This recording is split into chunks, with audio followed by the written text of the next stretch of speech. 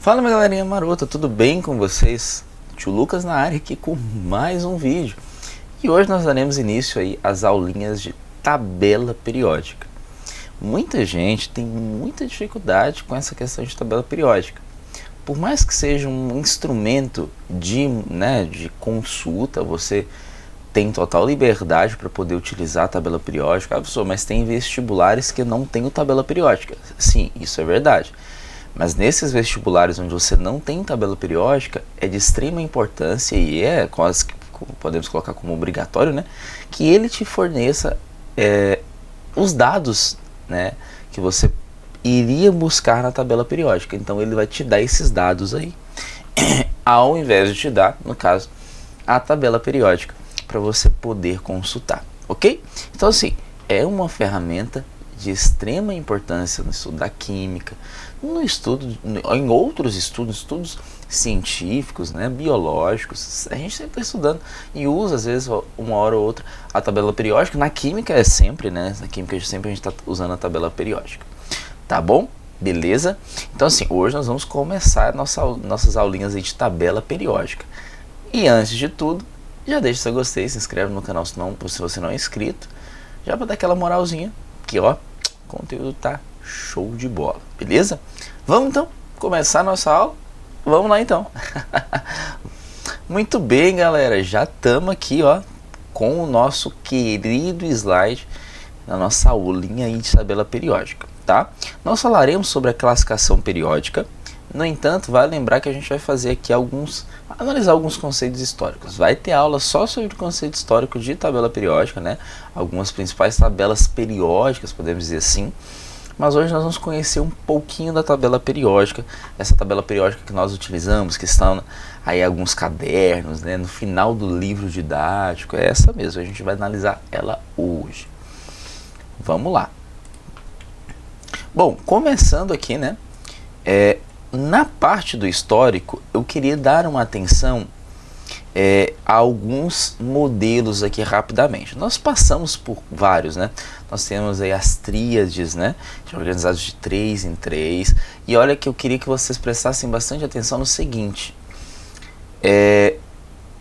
Alguns modelos atômicos, praticamente todos, com exceção do último, eles usavam a massa atômica para poder organizar os elementos.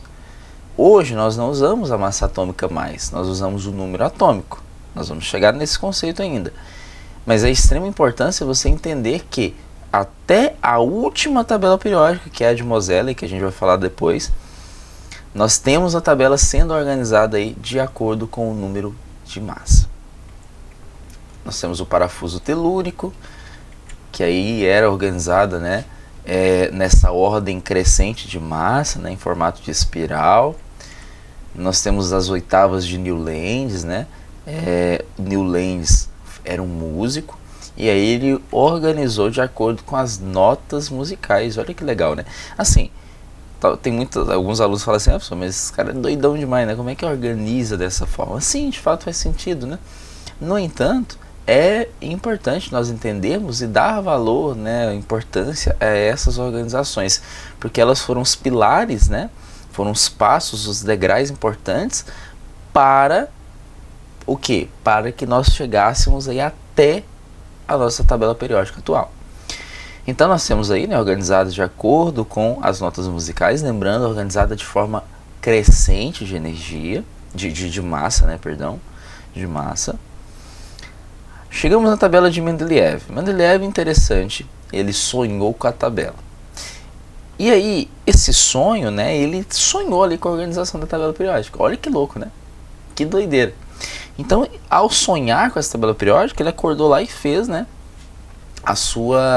desenvolveu a sua tabela periódica, seu modelo de tabela periódica. A questão é, o cara foi tão gênio que ele fez previsões de novos elementos químicos que poderiam vir a existir no futuro. Então, por exemplo, se a gente analisar aqui, ó, a gente tem o magnésio, nós temos alumínio, silício, fósforo, né, enxofre, cloro, potássio, cálcio. Abaixo do cálcio nós temos um pontinho de interrogação. Quer dizer que essa lacuna futuramente poderia ser encaixado ali um elemento químico. Olha que louco, que doideira, né? Aqui nós temos mais uma coluna, né? Podemos dizer assim, depois do cobre e do zinco nós temos mais 2 pontos de interrogação, que seriam novos elementos a serem acrescidos ali futuramente. Então, foi de extrema importância, né? E lembrando, ele também organizava em ordem crescente de massa, ok? Chegamos na nossa tabela periódica atual e Mosele foi quem organizou essa parada toda. Analisando aí, né, as tabelas, os modelos que já eram conhecidos, nós temos que ele viu aí a questão de que não faria muito sentido organizar dessa forma. A forma melhor a ser organizada é de acordo com a ordem crescente de número atômico. E isso até analisando a estrutura, a formação, né, as partículas subatômicas. Então assim, ele manteve ali algumas organizações. Se a gente pegar, por exemplo, o modelo atômico de Mendeleev, né, nós teremos aí se a gente comparar, tem algumas semelhanças, né? Então, ele se baseou nos outros modelos, mas ele modificou, podemos dizer assim, o formato de análise dele. Ele não analisaria mais agora o que? O número de massa. Ele analisaria o que? O número atômico, tá? E aí nós temos a nossa tabela periódica atual, organizada em colunas e períodos. Nós vamos falar depois sobre isso, em ordem crescente de número atômico. Então, se cair na prova, por exemplo, olha, qual é a única tabela periódica que organizou os elementos químicos em ordem de número atômico? Ordem crescente de número atômico. É a tabelinha do nosso querido Mosele, beleza? E olha que ela não é tão antiga, né? 1913. Nós temos aí um pouco mais de 100 anos que essa tabela periódica foi descoberta. Então assim, não tem tanto tempo. É lógico, 100 anos são muitos anos. No entanto, olha assim, como que o avanço científico, né? Ele vem, né? E nós estamos ainda nesse avanço científico.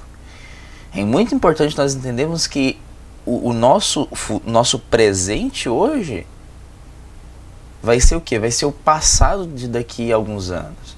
E é importante nós entendermos que aquilo que nós fazemos hoje, ou seja, aquilo que o ser humano faz hoje, os desenvolvimentos que eles fazem hoje, os avanços tecnológicos de hoje, no futuro serão passado e serão estudados nos livros didáticos, e lá na frente vai ser muito maior o avanço tecnológico. Então assim, é importante nós entendermos, e quando nós estudamos a história, nós estudamos os contextos históricos dos avanços científicos, quer sejam de modelos atômicos, quer sejam de modelos de tabela periódica, é importante nós entendermos que tudo isso nos mostra o seguinte, que o nosso presente não é o fim.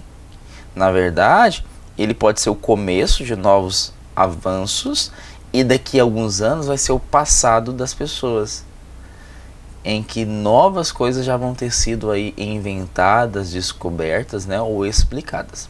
Beleza? Tranquilo? Beleza. Então nós temos aqui, né, para finalizar essa aulinha aqui sobre essa introdução, esse contexto histórico da tabela periódica, nós temos essa organização, tá?